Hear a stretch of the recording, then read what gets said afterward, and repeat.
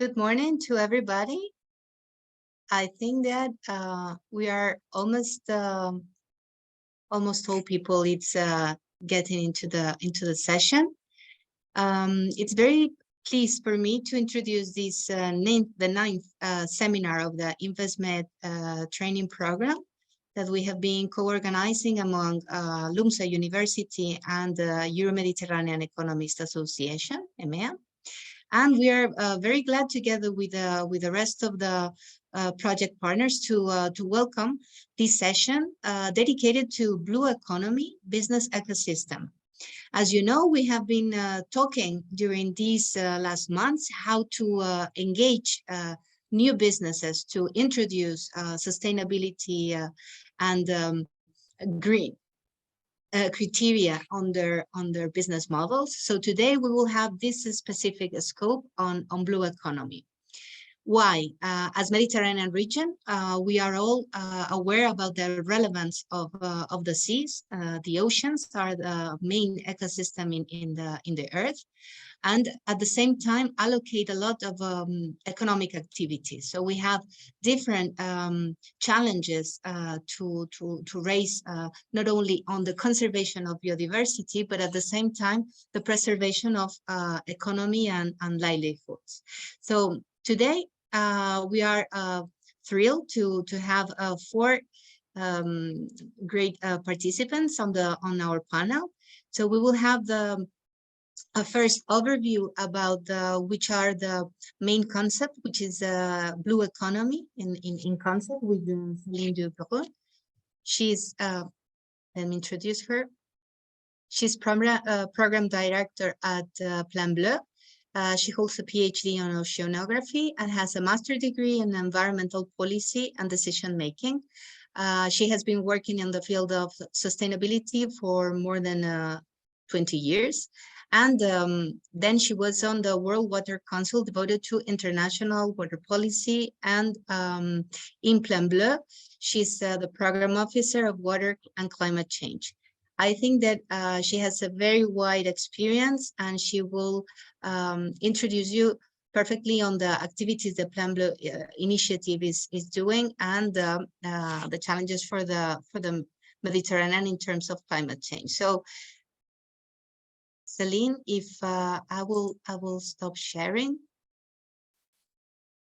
Thank you. So the floor is yours. Thank you very much, Cynthia, for inviting me and for this introduction. I'm very pleased to give you an overview of the blue economy in the Mediterranean region.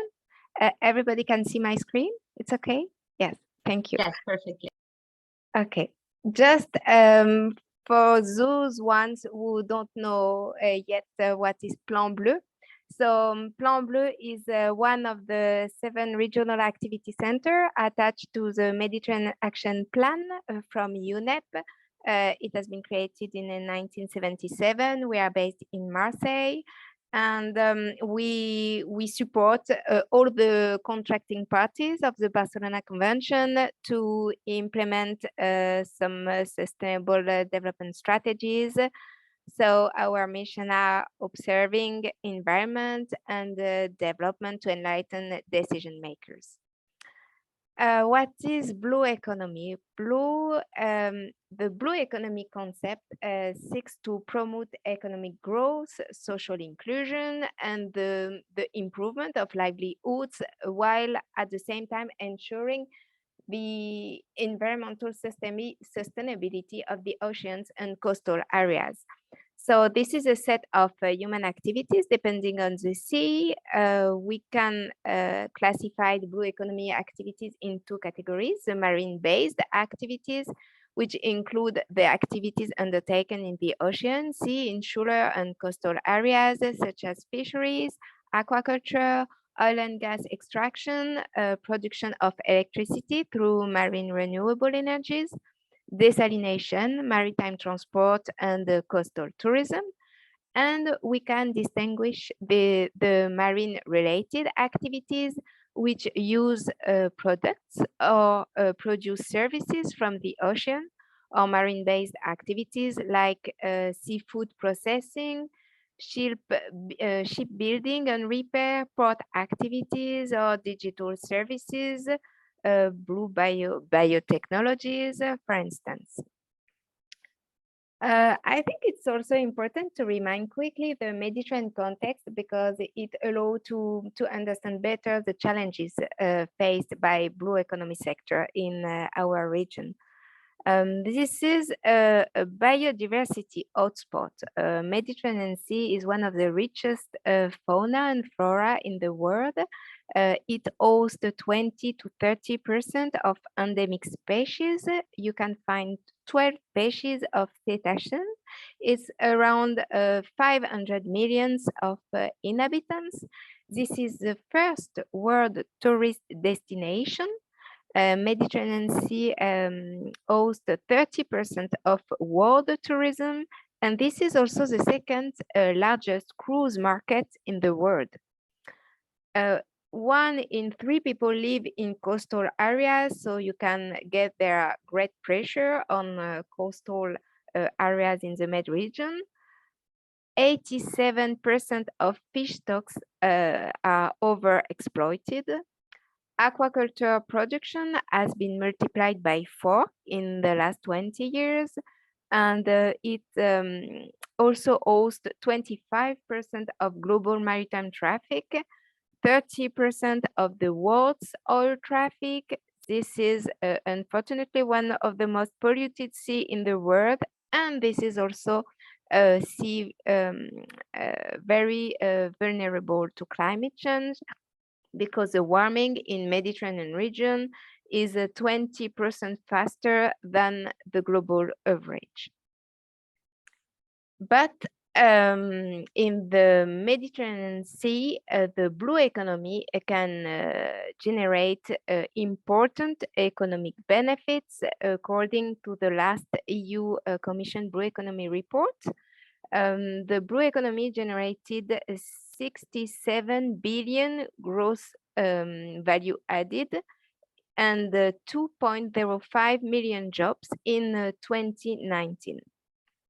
Calculated in the same way as the national GDP, the economy linked to the Mediterranean Sea would place it in 5th place among the national economies of the region.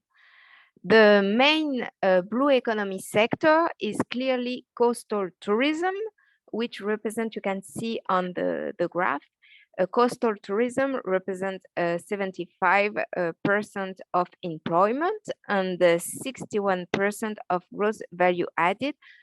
Just, I would like to precise that figures should not be taken as precise value, but as an indication of their magnitude. And the second most important blue economy sector in the Med region, in terms economically, this is the maritime transport. Then you have port activities, marine living resources, shipbuilding, and marine non-living resources. So coastal tourism is the key blue economy sector in the region. You can also make the distinction between the well-established sectors of the blue economy, such as aquaculture, fisheries, and maritime transport, and some emerging and innovative sector, which means less mature industries linked to the marine environment, such as marine renewable energies or blue bioeconomy and biotechnologies, which can bring new opportunities for investment and hold large potential for the future development of coastal communities. This includes, so as I said, the marine renewable energies, which is key, for instance, to meet the decarbonization goal from EU Green Deal, but also from the EU offshore renewable energy strategy. But you will have, after my presentation, some concrete illustration example of this sector. I would like also to raise the challenges. The blue economy has a huge potential, is very important in the Med region, but it also lead to an increasing competition for the use of marine and coastal space and resources. And it also lead to some pressure on the environment, on the resources, for instance, the noise pollution, invasive species, about the seafloor integrity. And this is really important to try to mitigate impacts associated with the expansion of activities. And it's also important to have in mind the current pressures on the different sectors. Several factors have an impact on the blue economy, including global environmental challenges like climate change, but also the ongoing geopolitical changes and their implication on maritime security and surveillance, increasing energy and commodity prices. Everybody knows that since March 2022, the Russia's invasion of Ukraine is also affecting blue economy sectors in different ways, ranging from increases in oil prices to trade restrictions and supply chain bottlenecks. So the impact on the different sector will depend, of course, on the extent and duration of the conflict. Another key factor is the evolving governance framework, such as the maritime spatial planning, or for instance, the Fit for 55 package from the EU Commission to meet the 55% emission reduction by 2030, which is the first step of the carbon neutrality set for 2050. Some innovative technological solution, it's also key, this solution that emerged from research and development. And we saw also in the last years the strong impact of a crisis such as COVID-19, which represented in February 2020 a major shock for the global and Mediterranean economies with strong socio-economic consequences. Estimates show that the turnover of coastal tourism, which is the key blue economy sector, declined almost by half in 2020, being one of the economic activities hit harder in the world economy. So the current also socio-economic situation especially in euro area countries is characterized by a high level of uncertainty, an unprecedented accumulation of public debt, and the rise of inflation. So now it's important to find some solutions and to take some measures to know how to deal with that, with this current socio-economic situation, and how to continue the transformation process towards a green and digital economy while also focusing on social stability. Nevertheless, the blue economy also grows faster when the economy recovers, offering important investment opportunities. So you will see that given the importance of the blue economy in the Med region, many policy frameworks and also strategies have been developed and adopted by the Mediterranean countries to foster sustainable blue economy. This list is of course not exhaustive, but I try to highlight the main ones. Everybody knows the EU Green Deal adopted in 2019, which is a set of policy initiatives with the overarching aim of making Europe climate neutral in 2050. You have the different European strategies for offshore renewable energy, for the sustainable blue economy, also the Mediterranean strategy for sustainable development and the regional action plan on sustainable consumption and production are also some key strategies to foster, for instance, the blue circular economy. And maybe I will also highlight a decision which has been taken recently by the contracting parties of the Barcelona Convention, and which will have a strong impact on the blue economy sector, especially the maritime transport. During the COP22, of the Barcelona Convention in December 2021, the contracting parties of the Barcelona Convention adopted the passage of the Mediterranean Sea into a special emission area, a SECA area, which allow only 0.1% sulfur in fuel oil in all maritime transport instead of 0.5%, which was allowed until now. And this will be, it has been validated by the IMO, and it will be operational in January 2025. And this measure, for instance, is expected to have an important impact on human health, especially. Then I would like to close with some recommendation which have been also produced in the framework of the Interreg Mediterranean Blue Growth Community. It's important to foster a blue economy to facilitate the technology transfer, the knowledge transfer, and the sharing of best practices, but also capacity to invest in capacity building, education, and awareness raising to create opportunities to develop new blue skills at all educational levels and to bridge the gaps between the sector's demands and skills.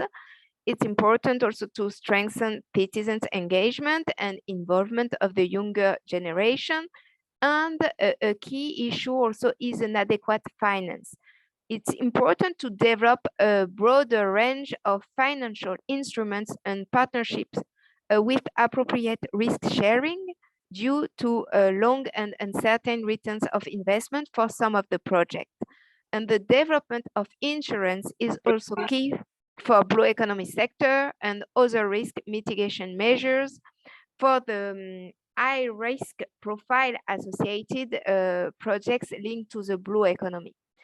Several financial initiatives have been launched. I think it's also interesting to mention some of them. For instance, the Blue investment platform launched by the European Commission in April 2019.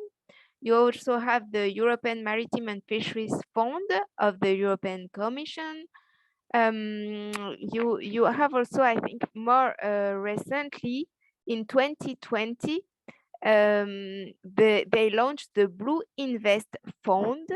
And in March 2022, a new dedicated equity initiative, Invest EU Blue Economy, has been announced, mobilizing an additional 500 million euros of European funds for financing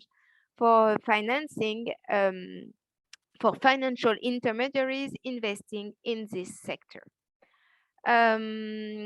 It's also key to accelerate the implementation of coastal and maritime spatial planning.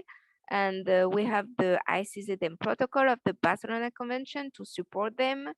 It should be used as a tool to promote sustainable blue economy, to overcome barriers and conflicts among the different sectors.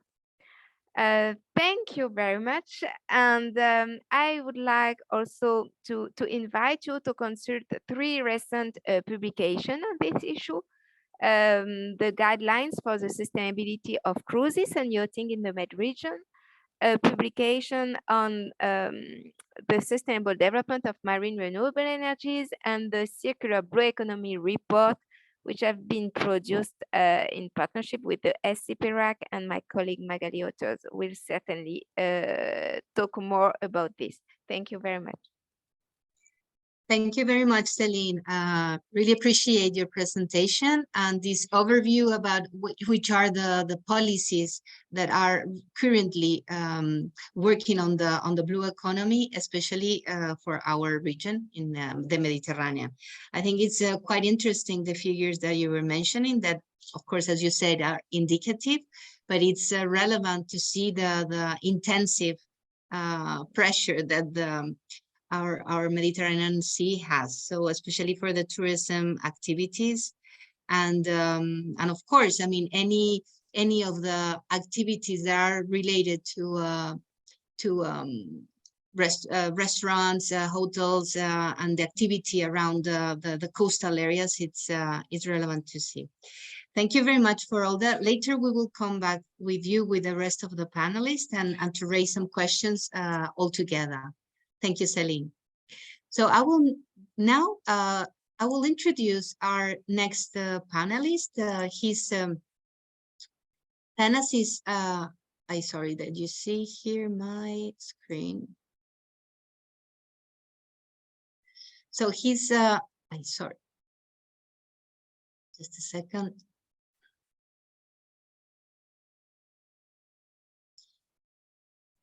Now what we are going to do is to have two examples of how we can introduce or how we can incorporate to the blue economy businesses to perspective. So Thanasis Kokornaris, he's a senior project manager at the University of Patras.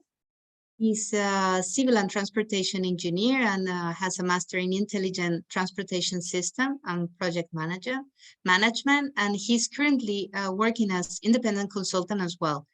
He has a wide experience on the different projects managed under the EU international projects, but also has a strong background on circular economy, smart cities, and intelligent transportation.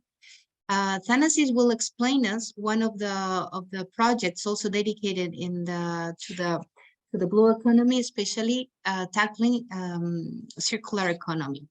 So without, I will give the floor to Thanasis, and thank you for coming. The floor is yours. Maybe if you can open your micro. Yes. Yes. Okay. Can you hear me? Yes, and if you can share your screen, the full screen, can you? Cynthia, could you please share the PDF, because I have some issues again with. Yeah, don't worry. I can share it. So maybe you can introduce a bit. Meanwhile, I search the file to the. Just to remind that the main attendees that we have today, they're mainly from Lebanon, Tunisia, and Egypt, and they form part of the INVESTMED training program organized by Lumsa University. So they are very on this idea or in this stage of developing their businesses. So please, I will go for the. Okay, great. First of all, thank you for the invitation to be part of this interesting seminar. I'm here to show you what the Blue Phasma project achieved. The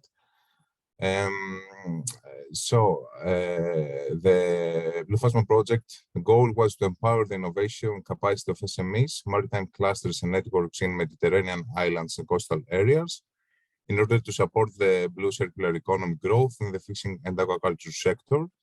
It's a project that was co-financed by the ERDF through the INVESTMED program 1420. The project total budget was almost 3 million euros. We started our journey on November 2019, and unfortunately, our project ended 2 months ago on June 2022.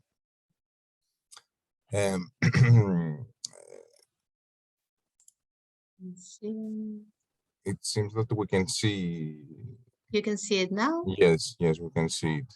Okay, so here.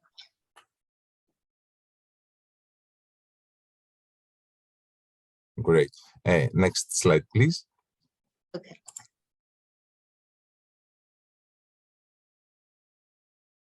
Here.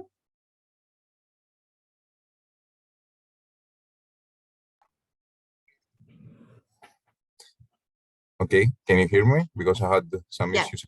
Okay, great. Okay. Sorry for that. So the project main goals was first to enhance innovation capacity of SMEs and maritime clusters by transferring knowledge, recording their level of circularity, and supporting financing and transferability. of other project results. Our second goal was to improve transnational cooperation and deep networking among the SMEs, maritime clusters and network, to facilitate transfer of replicable results. And the third goal was to capitalize on our testing and transferring results in order to shift policies of fishing and aquaculture sectors towards circular economy innovation.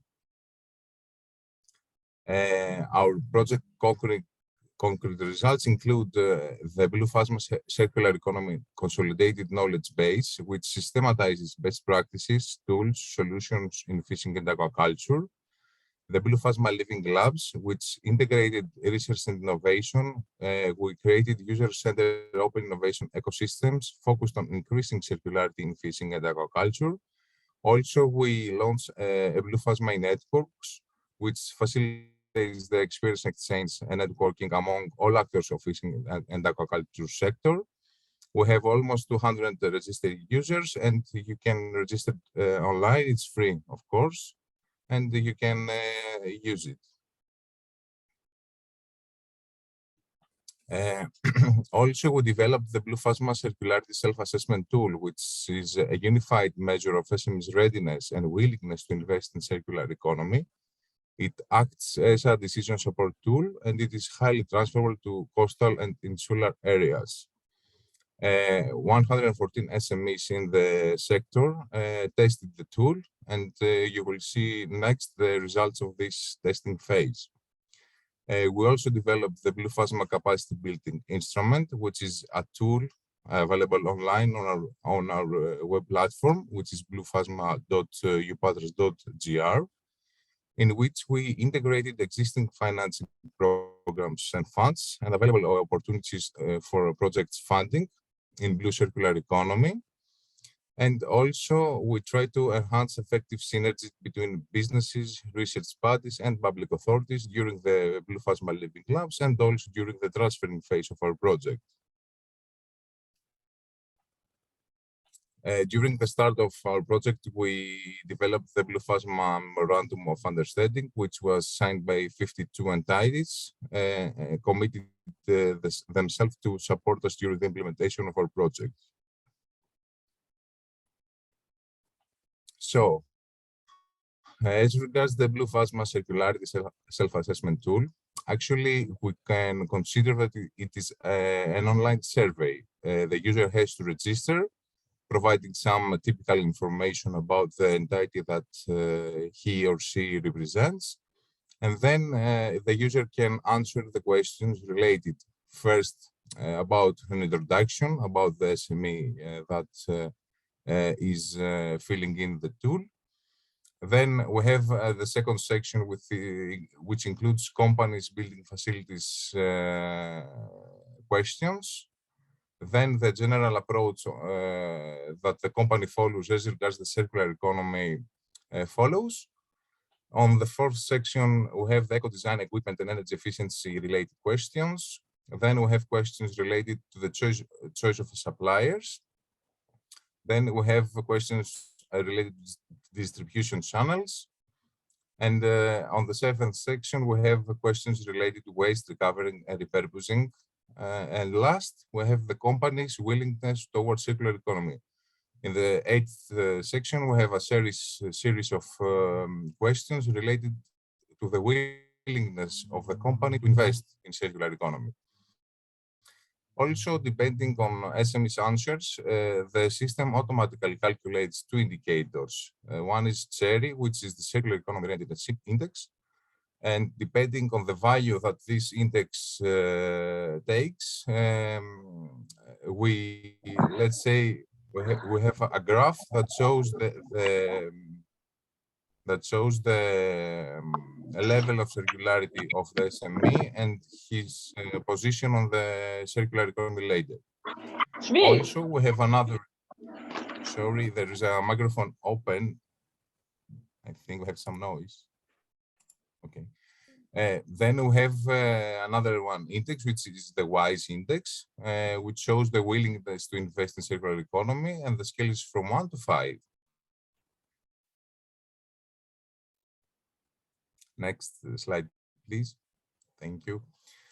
Not all questions are to answer by all SMEs. The questions depend on previous answers, and also at the end we have the two indicators previously presented, and also some recommendations to the SME in order to assist them in moving towards circular economy. That's actually the added value for the SME.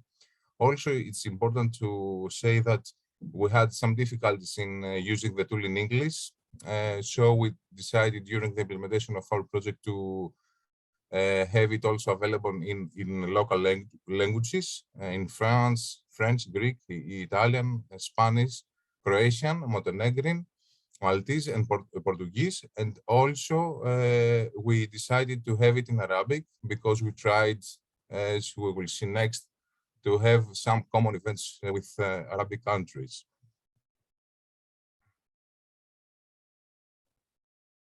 Okay, after testing the Blue Phasma Circularity Self-Assessment Tool in 9 countries, 11 territories, and 114 SMEs, as said before, you can see here how many stakeholders filled the tool in each of the participating territories.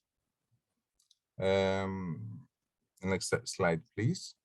Thank you. And we calculated after enabling SMEs to use the tool, we calculated the generalized level of circularity in the Mediterranean territories. You can see that the position at circular economy later, the generalized position of the SMEs is 1.9. And we can say that most of the SMEs participating in the service in the survey are using a green economy and eco-thinking model, and the circularity level is quite low. But we can see that their willingness to invest in circular economy is encouraging. Stakeholders would like to invest and search for new solutions that can support them in shifting towards circular economy. As I said before, during the first slides of my presentation, we established 11 Blue Phasma living labs in 9 countries, used the Center of Innovation ecosystems, trying to facilitate transnational cooperation, and offer to the participants the chance to cross-fertilize knowledge in blue circular economy. You can see here the topics. Depending on the needs of each territory, the topic was different, of course, because not all territories face the same needs. So, for example, you can see that in Cyprus, we had eco-design, turning production waste into resource and making usage more circular, for example. And also you can see the other topics. Actually, we will share the PDF as far as I know with all the participants, so you can see exactly what we did in every participating territory. As regards the Blue Phasma Living Labs, again, we had in total more than 350 stakeholders participating in these 11 living labs. Of course, we can see that we had 117 SMEs. Then we had interested groups, including NGOs. They were 17 participants, and go on. Yes. So, which were the main needs derived from the living labs? They needed to develop an integrated approach with creation of synergies between national authorities, research centers, and private sector. We try to support fishery to design regenerative production systems, leading to sustainable fishing and business preservation for the future. Improve, simplify, and make more accessible the system of the European funds, which is really complicated for them, and develop personalized SMEs action plans for entering circular economy, providing also the technical advice on best solutions on the market. Next slide, please. Okay. So, which were the benefits from that the participants gained? They had after the living labs, they had a more positive attitude towards blue circular economy. They increased their knowledge in circular economy best practices in fishing and aquaculture sector. We transferred user-oriented solutions during the labs. Also, we enabled the participants to exchange experiences on circular economy. They formed new partnerships in fishing aquaculture towards circular economy, and they tried to adopt innovative solutions. This is actually a summary of, if we try to have 3 sentences about what derived from the living labs. The first one could be that the predisposition of fishing and aquaculture to adopt circular economy and prioritize it as a key element in value chain. The barrier to a sustainable development of the sector is the current framework of technical, legal, economic, and financial support. The quadruple helix has to work together in order to overcome all the problems and meet the challenges identified in the experiences lived through the labs. During our capitalization phase, we developed our policy recommendation related to circular economy and funds allocation for business investment in the sector, mainly from the regional public authorities. We developed a white paper in which we identified the existing barriers to the development of circular economy, and we proposed solutions in order to overcome these barriers. And we also developed the Blue Phasma Agreement, a letter of commitment. Next slide, please. We can see here that we had 26 entities and the letter of commitment, in which they informed us which policies they will change during the next, let's say, 1 or 2 years following the Blue Phasma results, and taking into account what was included in the white paper and policy recommendations. And also more than 40 entities signed the agreement in order to commit themselves for following up results of the project after the project's end. Next slide, please. I think it's the last one. And also we try to have as many as possible, taking into account the measurements that was taking place during the last 6 months of the project. We had the 10 national capitalization event in order to promote our achievements and results. Also 3 transnational events in Barcelona, Montenegro, and also in Egypt. It was an added value event we could shape because we try to bridge the 2 shores of the Mediterranean area. And we think that we achieved something, let's say, during this event. That's from my side. Thank you very much for your attention. Thank and you. Sorry for the technical issues. Don't worry. Thank you, Thanasis. So as you were mentioning, we will share the presentation with the colleagues attending.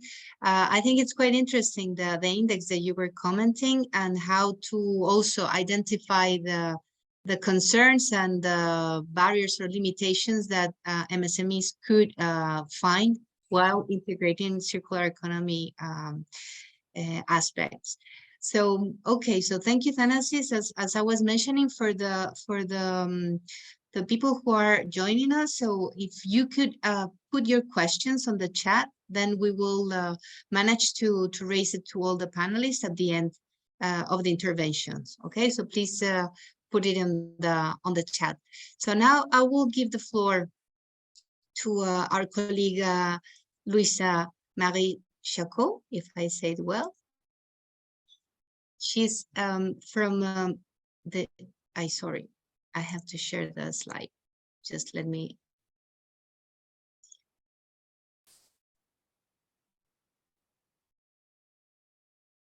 So the please. Okay, Luisa, sorry. So Luisa, she's a climate change expert and project manager at Cyprus Energy Agency. She's also has a very wide experience on environmental management, and she has been dedicated also to academia and as well as to the private sector.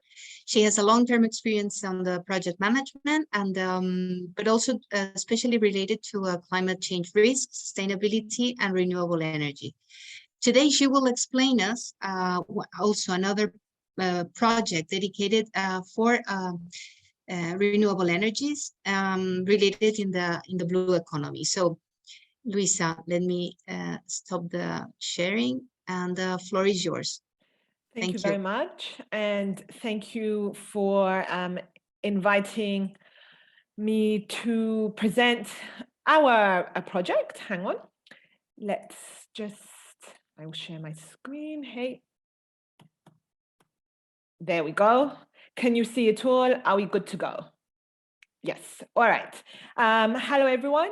I would like to give you a quick overview on the project. Thanasis was actually part of the project as well, called Blue Deal, in which we try to promote in Mediterranean countries the idea that marine renewable energies should be included in their energy plans. Now, before I start about the project, I would like to just remind everyone, what do we mean by marine renewable energy sources? So wind energy is the one that is actually the most established, offshore wind energy, particularly in the north part of Europe.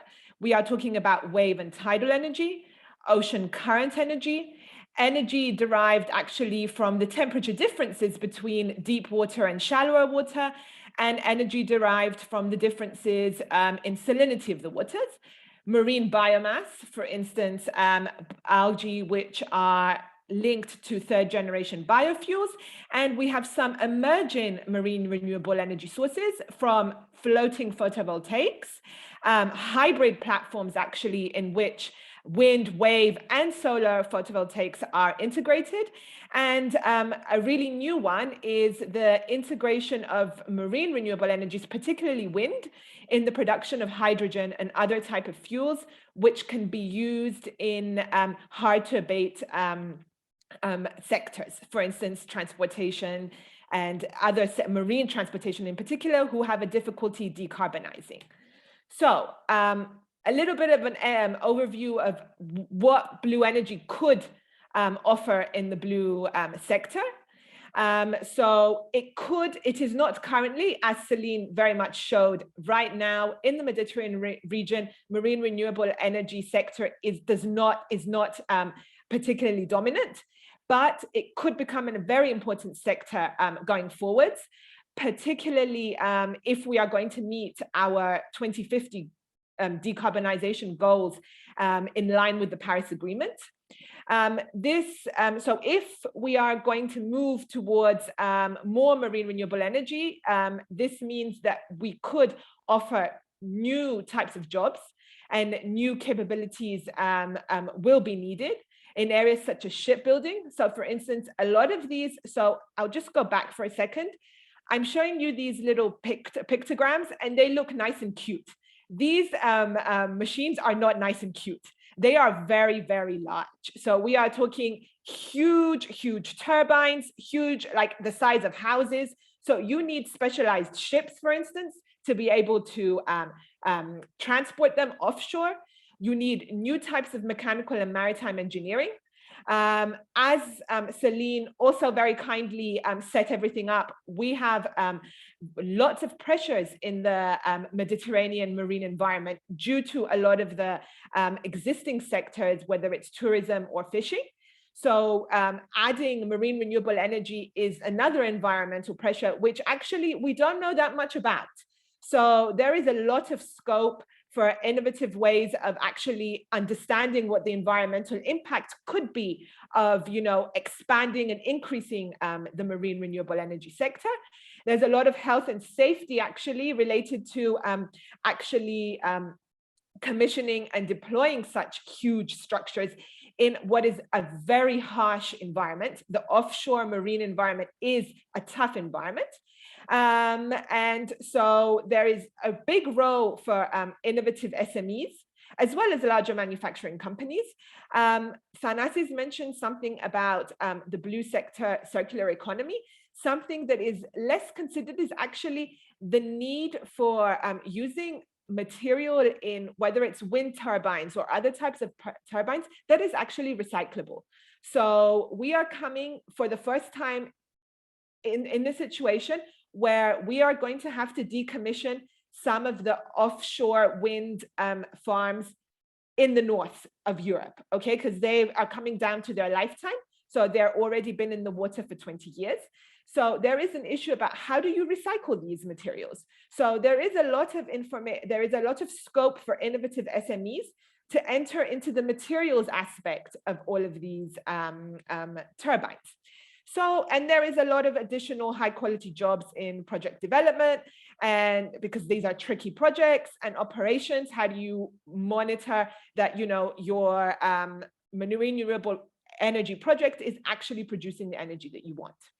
So why the Blue Deal project? So you've heard me, I've mentioned blue energy in the north of Europe. So in general, in the Mediterranean, we do not have that many blue energy projects. And in fact, if you look at the blue energy plans of these countries, they don't normally consider offshore type of projects and types of marine renewable. Now, why is that? Because traditionally we consider that the Mediterranean Sea has lower potential in wave, tidal, and current energy than the north part of Europe. The Mediterranean Sea is actually very deep. So if you compare the depths of the Mediterranean Sea with the northern seas, they are much deeper, which means that your traditional offshore wind is not an option for the Mediterranean. You need a new type of technology, and this technology is slowly coming online, and that's in the form of floating offshore wind. And talking about floating offshore wind, in order to meet our decarbonization targets, it will need to take a very huge role. Okay, and some of the environmental impacts of marine renewable energy are poorly understood, particularly in the Mediterranean. And for this reason, the Blue Deal Consortium decided that we needed to develop a project in which we actually tried to change the minds of the Mediterranean region on blue energy and on whether it is a source, and to discuss what are the challenges that these areas consider, so that actually we can take advantage of what is going to be a huge new economy, and so that we do not get left behind. So our methodology has been based on two pillars. First, transdisciplinary technical and scientific collaboration, which I will show you how we did it in this scheme. And then after we did this scientific analysis, we then took it to labs, living labs, in order to engage as many different types of stakeholders and present our findings and have a discussion. So how did we do the technical and scientific work? First, we took established wave energy models and wind energy models in order to actually model the type of potential that is available across the different types of marine renewable energies. We then decided to focus on specific areas in the Mediterranean, which are aligned with the project partnership. So we did it in Crete, in Croatia, and in Cyprus, where what we tried to do was we looked at the other uses of the sea. So Celine very kindly also set this up for me, in that there are a lot of other users in the Mediterranean Sea. So whether it's maritime shipping, whether it's the coastal industry, whether it's the coastal tourism industry, whether it's fishing, etc., they are also there, as well as environmental protection. So what did we do? We looked at the different areas, found the potential, and said, okay, here there is enough energy potential that with the current technology available today, we could harness this technology and actually produce electricity. We mapped this. Then we looked at that area and said, okay, in this area, there are other users of the sea. And these constraints us. So it means we cannot add our marine renewable energy in the middle of a shipping lane, for instance. We're not going to put an offshore wind farm, in the middle of a tourist area. That's not going to happen. Okay, and then we also took into account the environment there and whether there was an environmental protection zones which meant that that is also not available to us. So once we did that, we came up with specific pilot areas in which also have availability in space, but also have good energy potential.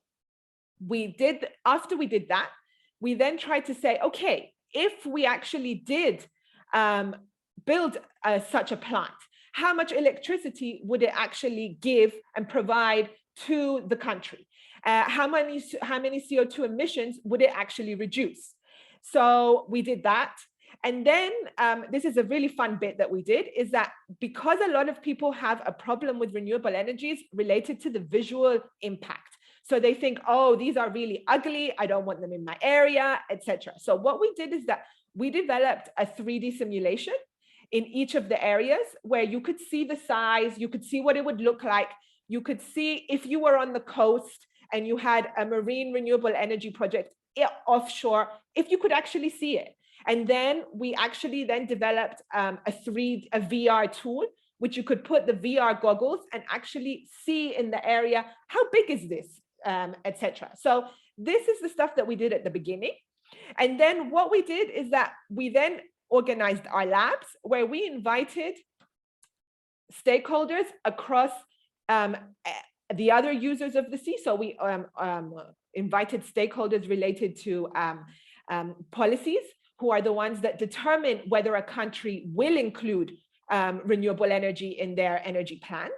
We invited the other users of the sea, whether it was tourism, fishing, etc. One thing I would like to add, which we hadn't thought of originally, but then we ended up doing, is that actually the Mediterranean Sea has a lot of underwater heritage and cultural heritage. So we actually also invited the antiquities people in order, because, you know, like you need to protect these areas as well.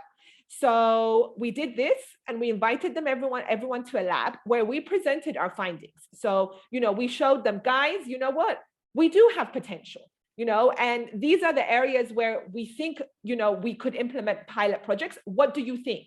Are we missing anything? Is there any challenge that we haven't considered?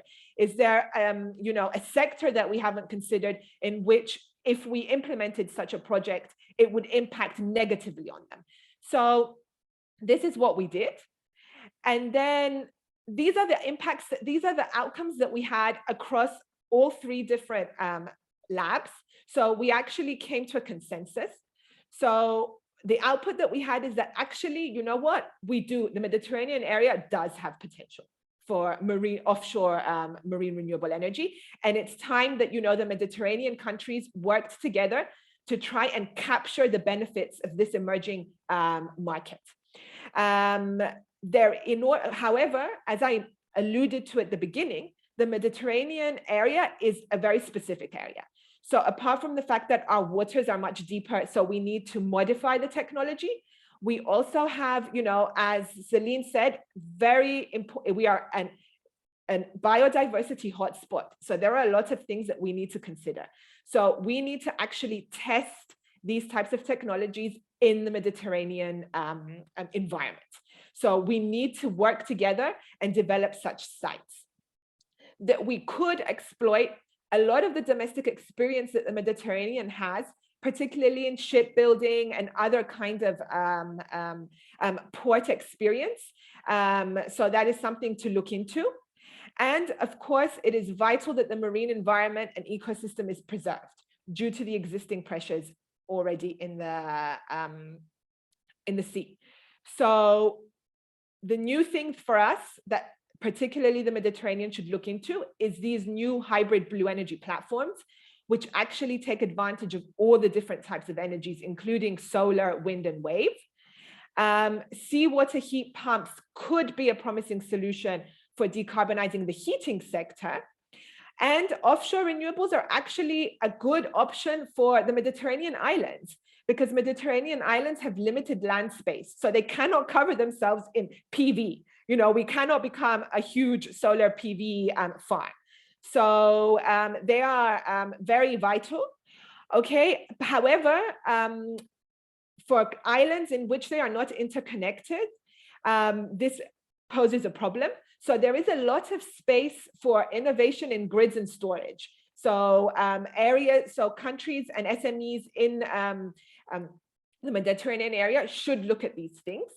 And vital research should be conducted in our, priorities of areas and habitats and species, so that we can improve the design of the marine renewable energy devices. So just to finalize my presentation, what did we discover through implementing this Blue Deal methodology? First of all, you really need to spark your stakeholders' imagination. And the best way to do that is using a narrative and visualization. So you need to show them, what are these technologies? You need to show them where could they fit. You need to also, design a narrative which shows them this is exciting, not something to be worried about and scared about, or so challenging we can never do it. You have to flip the narrative. You really also should give the other stakeholders the floor and really allow them to express their opinion, even if it's a negative opinion, because that negative opinion could help you actually design something better. Involve the younger generations. Celine also mentioned something about the need for new skills, which is true. So what we did as part of these labs, we went to technical high schools as well as universities and presented these things so that they realized, it's a new opportunity. It's a new job opportunity. Open your mind, you can go and find new exciting things in the future. But also we need to be very clear on the limits of the results. Unless you actually monitor in the pilot site, so you put sensors in the water, it's only preliminary. So you do this discussion to get people on board, but then there is a lot of work afterwards in which you actually need to collect real-time data in the sea related to the actual conditions and energy potential for you. So that is basically it from me. I would like to actually invite you all to visit our Blue Deal platform, where you can actually see the 3D visualizations and you can actually see all the labs online, because they were streamed and they are available. So if you are interested to see in more depth our outputs and and what was discussed and the input and the feedback that we got from stakeholders, please go ahead and visit our platform. That is it from me. Cynthia, I'm sorry if I took more time, but because you have been online, I have been seeing you since the beginning. I'm not sure. No, don't worry, Lisa. We're still on time. We're still on time. Okay, all right. Thank you very much. I think I appreciate very much that you highlight which are the possibilities of exploring businesses under the marine blue economy. And of course, it's challenging, and I think it's quite interesting what your project did is to see this, because we're normally get used on planning precisely to see the distribution of uses on land. So this is necessary in the Mediterranean to see how it will function properly and have the most preservation conditions for marine protected areas, for example, and at the same time to see whether are the most feasible and potential renewable energies production in terms of production. So I think that there will be several questions after. So just stay tuned for the final questions and answer part. So I will give the floor now to Magali Autiers. Let me introduce her. She's, I will do it well now. So Magali, okay. Now she's a team leader, policy officer at of the policy area, sorry, at MedWaves, back the UNEP Regional Activity Center for Sustainable Consumption and Production. Magali, she's an engineer in materials, economics, and environment from the University of Technology of Troyes in France. She's holds a Master of Industry Ecology and postgraduate degree on international development. Magali, she will give us an overview of this latest report that they prepare, as Celine mentioned it and cited at the beginning of the seminar, of the webinar.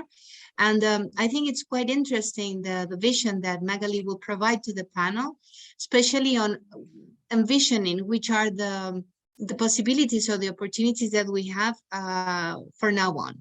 So Magali, the floor is yours, and thank you for being here.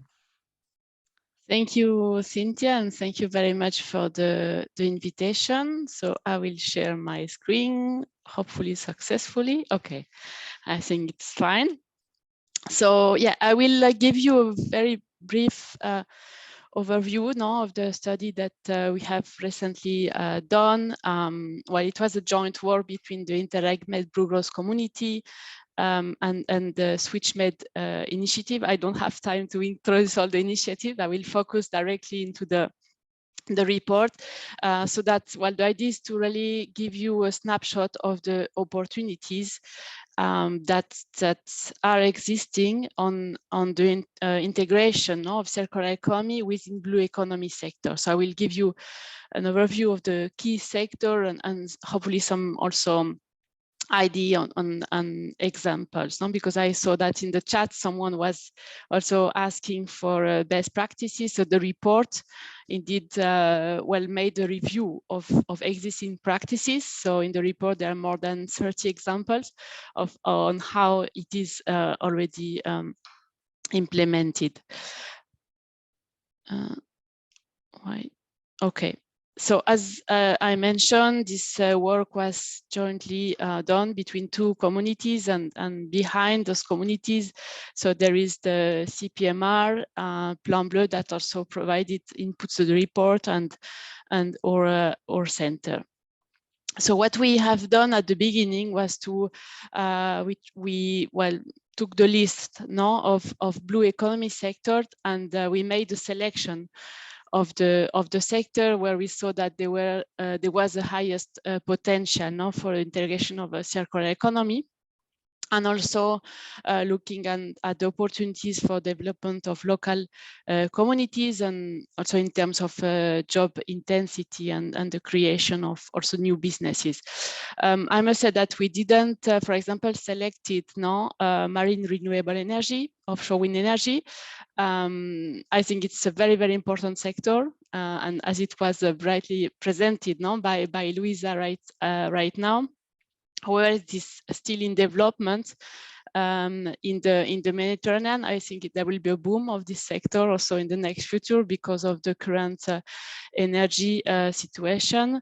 But also it's a sector where there are like huge investments needed. So and we try to look more at sector where there were more opportunities for startup and SMEs. So the well, as I mentioned, we look at circular economy practices. So just before presenting you the selected sector, I would like to mention that circular economy is not only about recycling. There are many practices on field of action included under circular economy, and one of them that I think I consider the most important is the eco-design stage.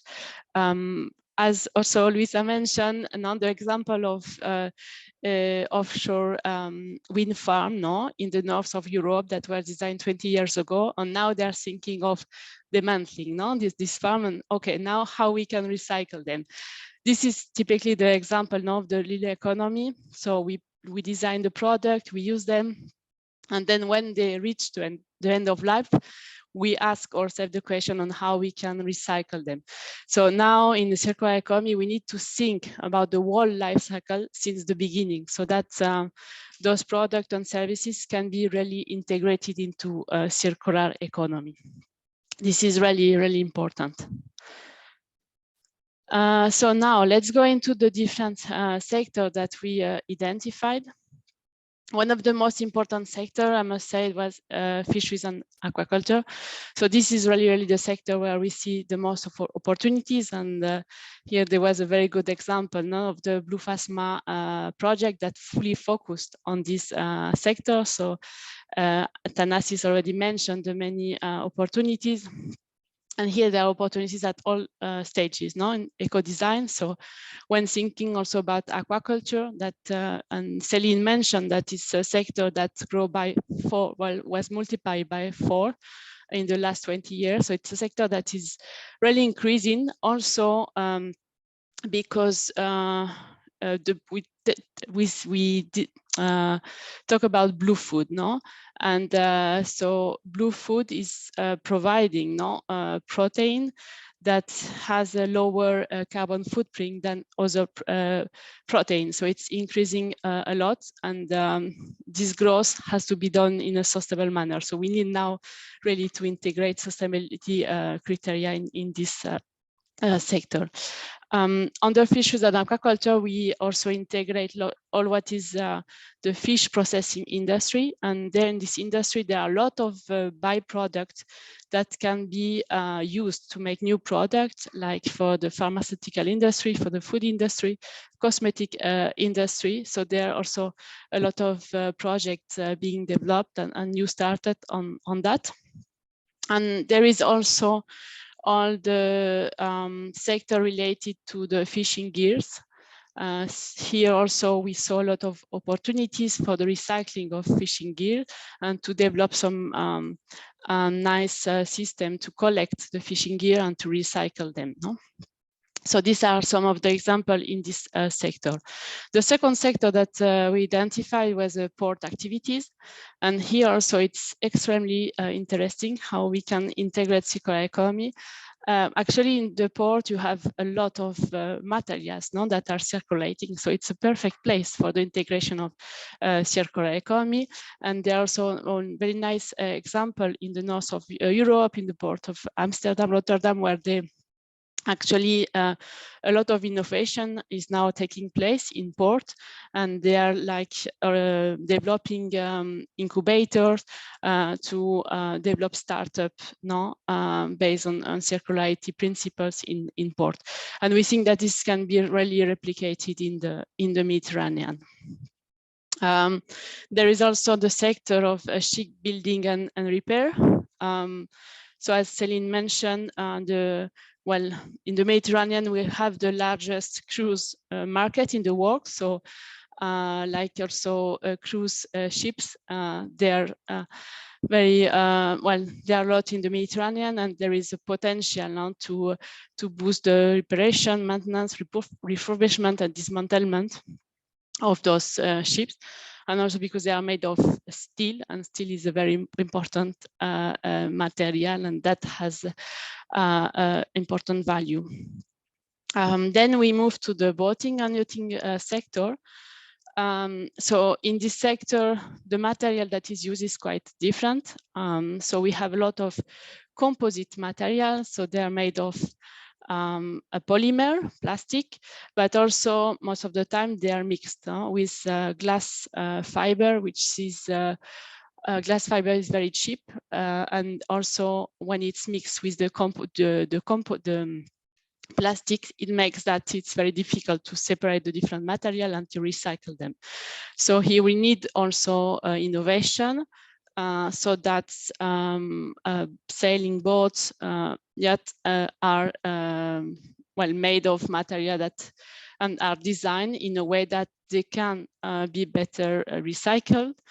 There is also a huge need to manage those boats that are reaching their end of life. Right now, there are very little, few schemes to manage those boats. So it's also very there are some opportunities there. And the last sector is the marinas. So here, what we see as opportunity is more about digitalization. So digitalization is also very important for the implementation of circular economy. And here we have seen some interesting initiative to share of sharing, like sharing sailing boat, for example.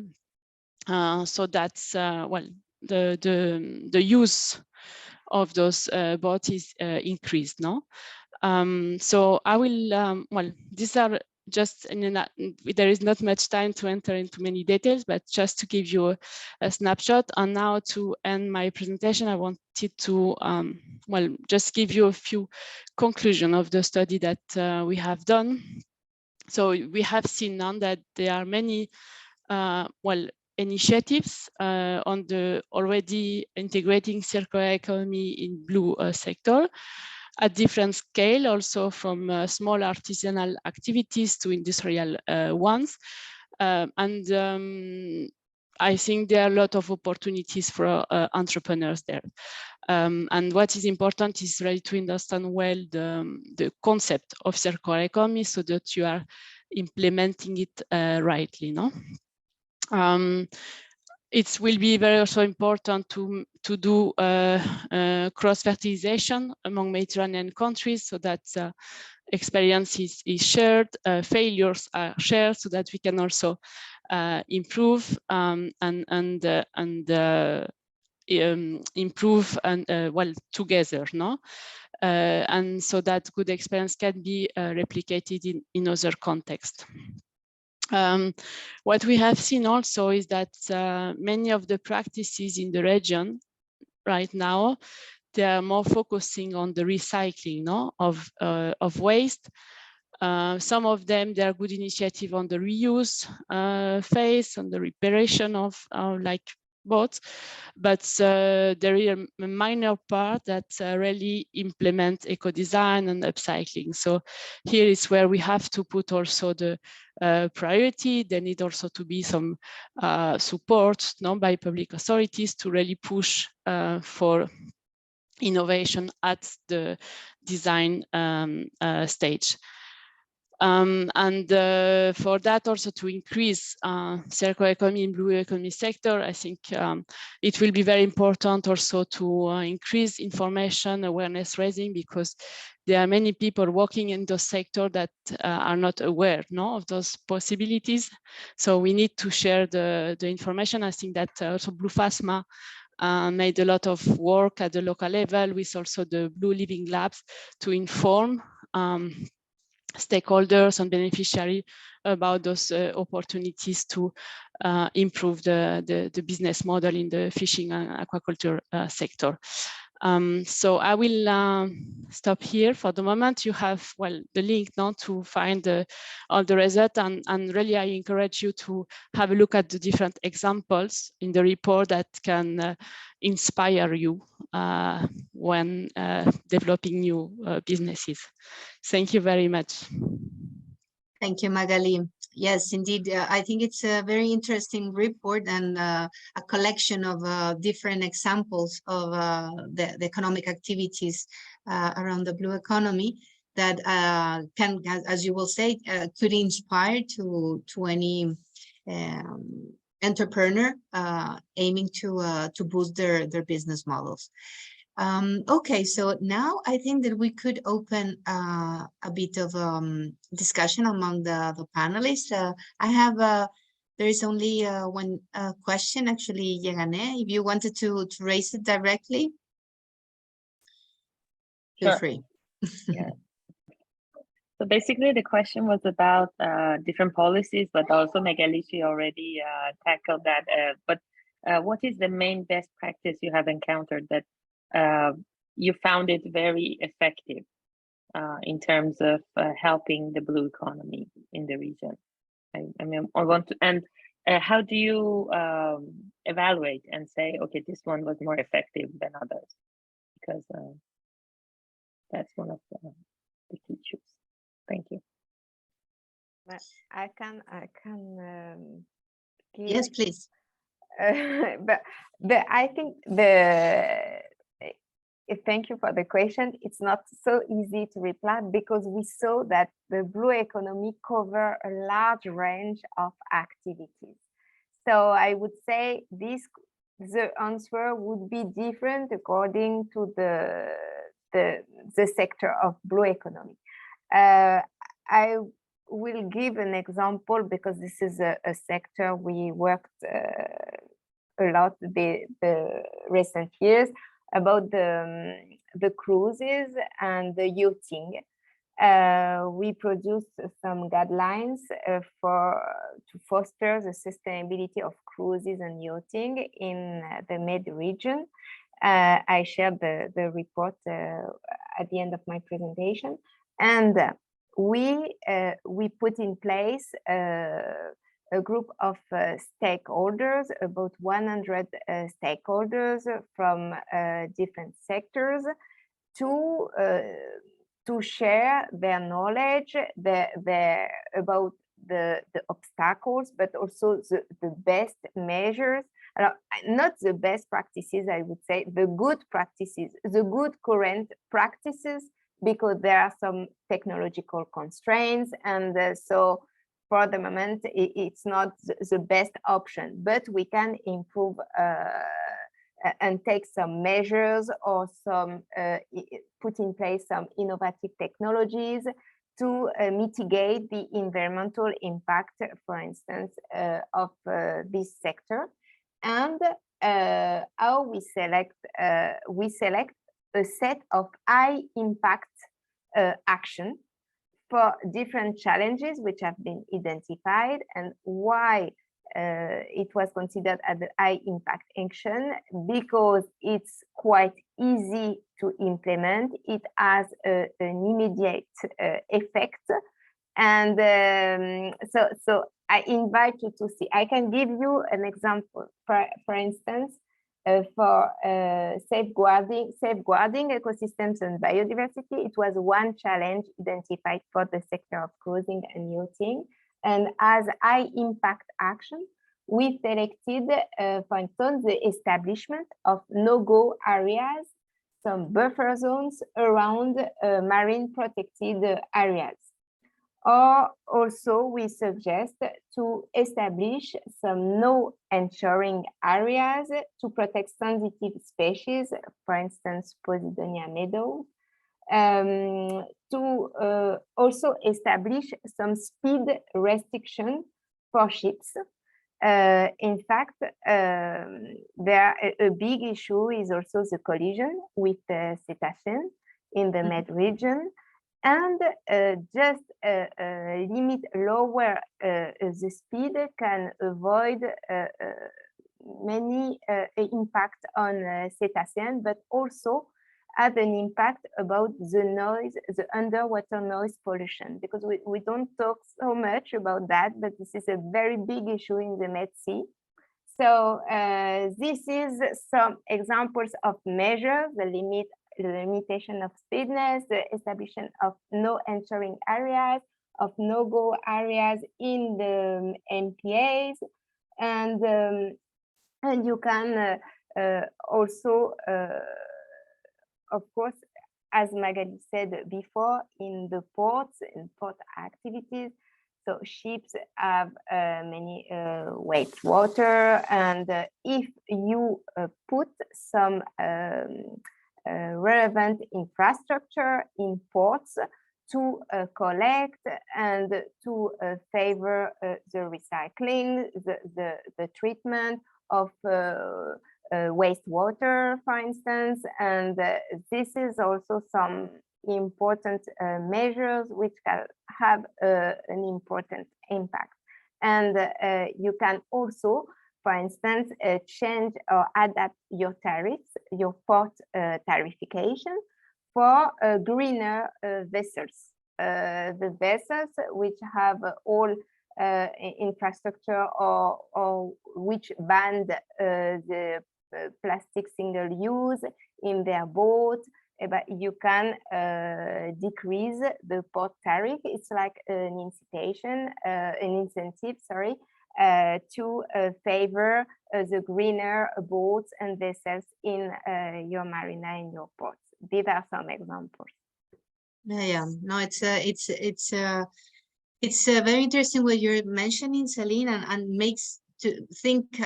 Comes into my mind that precisely the coordination among the different countries is essential, because at the end, the management of these coastal areas, the marine protected areas, I mean, everybody to follow more or less the same path. So all these policies, the Barcelona Convention, I mean, the aim is to homogenize this.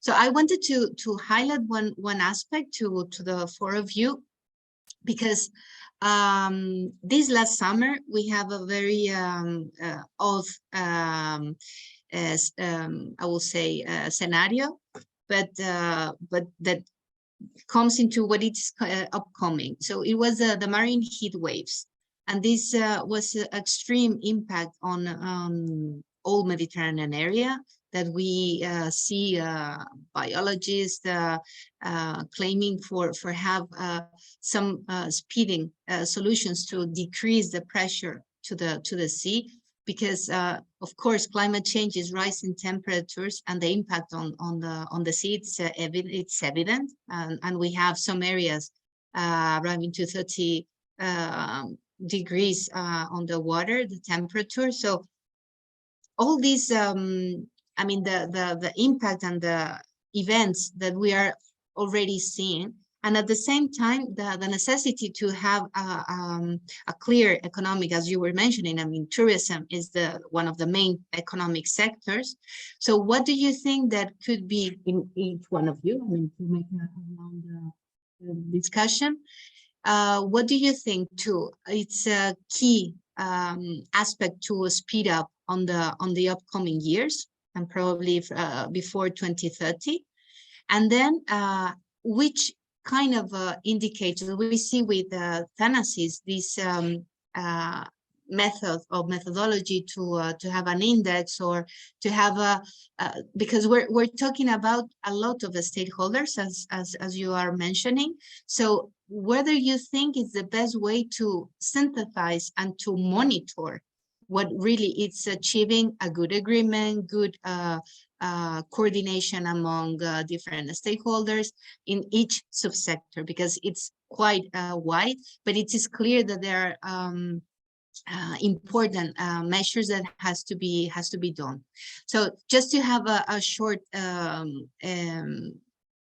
opinion from your side, and how this you envision would take more as a opportunity to speed up what you are commenting. I don't know who wants to start. Yeah, Sally. Just quickly, I think the big issue also is the data, is the collection of data on the different blue economy sector, because until now the assessment of blue economy is always through an economic perspective view. Yes, perspective. We always assess the blue economy in the Med region, but also at the local level, with the number of employment and the gross value, the added value. But in reality, it's very restrictive. We should include all the environmental impact, the socio-economic impact on blue economy, and it's not monitored. We almost have no data about social impacts, for instance, about environmental impacts and there's a lack. So to manage better, we need to know better. We need to have a set of common indicators to assess blue economy in the Med region. This is, for me, this is really a key issue. Thank you, Celine. I can answer as well. Yes, Luisa, please. So for me, the tool that is actually new and is being tested and needs to be, I think, tightened up are two. We are talking about maritime spatial planning, which offers you a framework in how you consider all the different sectors together and how they work together. And the other one, I mean, I'm sorry that this is quite EU-centric, because I know our participants are not from the EU. However, these are our experiences, so I will be quite EU-centric. And the other one, of course, is the Marine Framework Directive, which actually is using an indicator which is good ecological status. So they are telling you, you know, like you need to plan the usage of your waters in such a way that, you know, your marine waters are in a good ecological status. And then they have different indicators that help to support that. However, these two policy frameworks are new. The idea and the thinking behind it isn't. Neither is the integrated coastal zone management. However, true implementation is only, particularly in member states, is quite new. And there are obviously different countries are at different levels of implementation. Celine mentioned a very good point, which is data. And this is, I think, one of the reasons why there is a difference between different EU member states, because not all EU member states have the same monitoring networks, so that they can monitor and collect the different types of data on their on the different blue economy sectors, but the pressures that they're giving on other things. So I think these two are very good tools. However, implementation, I think, is where work needs to be done. And Cynthia, you mentioned something about speeding up. I don't know that we can speed up at the level that we want. Why? Because there are so many different stakeholders. There are so many vested interests. And as you have seen, we have known about climate change. Well, actually, we've known about it scientifically since the 1800s. I mean, Svante Arrhenius did all the climate modeling that we are doing now by hand. I mean, we're talking thousands and thousands of pages of calculations. We have known, but because there is so many different vested interests, that's the tricky bit, actually. How do you get people to work together and come up with a common vision? And so we have all these policies, but a lot more, I think, is needed to bring people together. Yeah, we need working sessions. Thank you, Luisa. I don't know, Anasis or Magali, who wants to? Yes. Okay, well, Magali. Very briefly, I agree with Luisa and Celine that data is key. It's very important that, well, in the med, it's very difficult to get good data and to harmonize all the different system. I would like also to emphasize on the need also to of data at the company level. So also when not creating new businesses, it's very important also to develop a good monitoring system at the company level, so that, and to monitor, well, not only the economic data, because this is always well monitored, but the environmental impact. So that, because this will be also key then for to get some data, no, at the national level. Indeed, at Medwave, we're working also on that to support well, companies from the Southern Mediterranean to improve this monitoring, but it's very important to understand the impact and how to improve. Then you were mentioning like the heat wave, so the link with the climate change. So I think there is a lot to do for the blue economy sector. I mentioned before, no, this the blue food, what we call now, and I think there is a great potential for that. We know that the carbon footprint now from a cow is very high, and blue food is seen as a very interesting source of protein with a lower carbon footprint. So this will grow, as I mentioned, a lot in the next year, but we have to do it in a sustainable manner. And also, circular economy has a lot to do with also climate change, because if you can recirculate products and materials, I mean, this will be emission that you won't have to produce to create new products. So the way, I mean, if you can reuse a product and keep the value of material in the economy as long as possible, this will also highly decrease emission. This is particularly valid for, well, the ship building and repair sector, for well, boating and yachting, and also in the port activities. You can do a lot also for circular economy, and this is highly linked with climate change. Yeah. So I will stop here because we Thank you, Magali. Thanasis, please. Yes, thank you, Cynthia. Yes, I totally agree with what Celine, Luis, and Magali said before. The first thing is data. And this is what inspired us in Blue Phasma in order to create the circularity self-assessment tool. We noticed that we didn't have the data in order to see what happens in the Mediterranean. And it's not only about North. We should combine and have common activities with North and South, because the Mediterranean is one and not two parts. So we should all work together in this direction. This is the first thing that I would like to say. And the second, I will give you an example. Actually, all the sectors of the blue growth of the blue economy should work together. For example, we all know that the restaurants produce many kilos of Just wait selfish a bit cells. because it was frozen. Oh, okay. Now? No.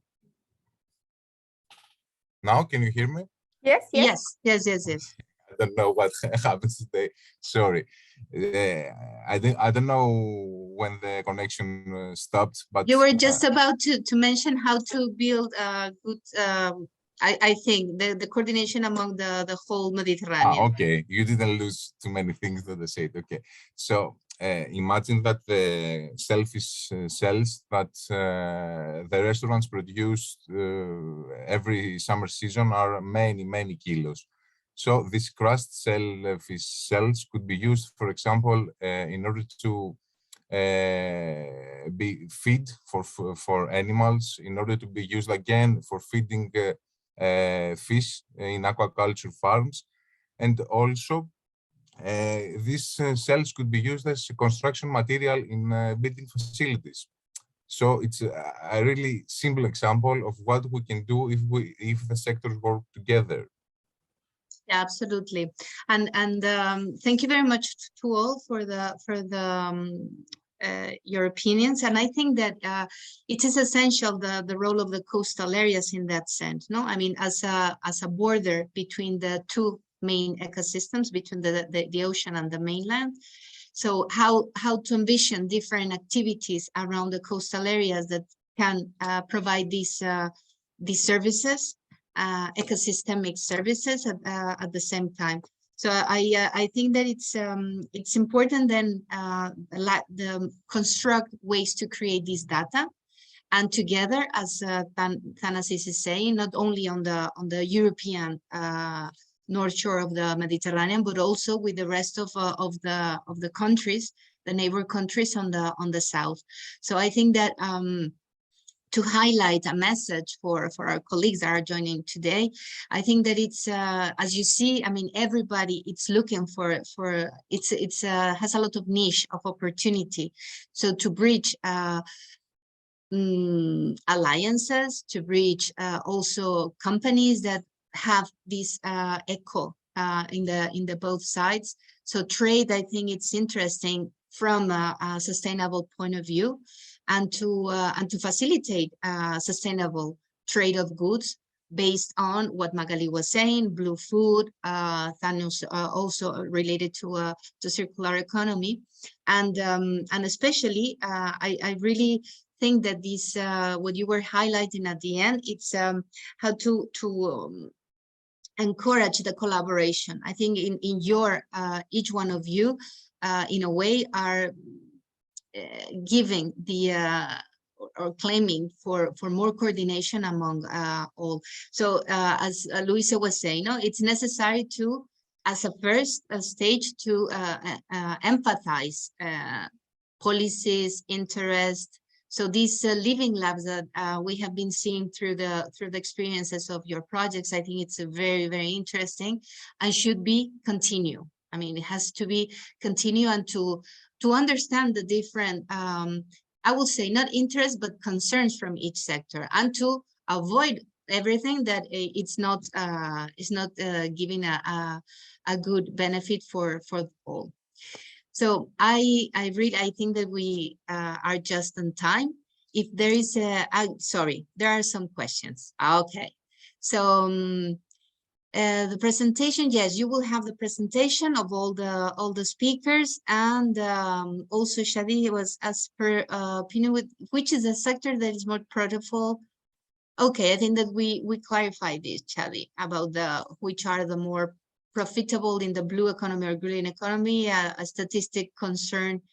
I think that with the report that Magali is sharing, the link, you will find part of these key findings. So thank you very much to all the colleagues, especially for our Egyptian colleagues, that today it's a holiday day. So thank you very much. I hope that you enjoyed. I enjoyed a lot, and to keep in touch and to keep collaborating for building a more sustainable Mediterranean. So Thank you. yeah, thank you. very much. So Thank you just very much. yeah, Thank you. the next seminar will be on the 10th of October, and it will be dedicated to sustainable finance. So we will invite you all to follow. Thank you very much to all. Thank you. Have a Thank nice you. day. Bye, Thank you. everyone. Bye-bye. Bye. Thank you. Goodbye.